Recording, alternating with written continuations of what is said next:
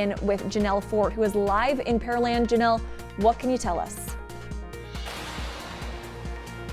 Well, Brandy, there's signs posted throughout Texas highways here warning people to be on the lookout for Nunez and her stepfather. As you said, police believe that the pair that the father abducted that daughter and that daughter is in grave danger. I want you to please take a moment, look at your screen. This is Nunez. Police say that she is 5'3", 165 pounds, and was last seen wearing a black hair wrap, blue shirt, blue shorts, and black slide shoes. Police say baby girl was taken from her home around 4 yesterday afternoon by this man, her stepfather, 37-year-old Kevin Casares.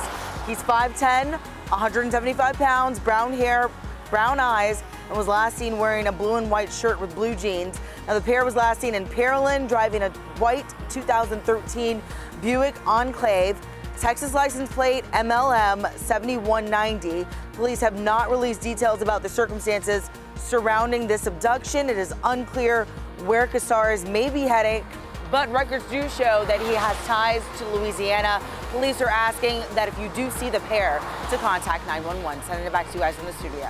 Janelle, thank you.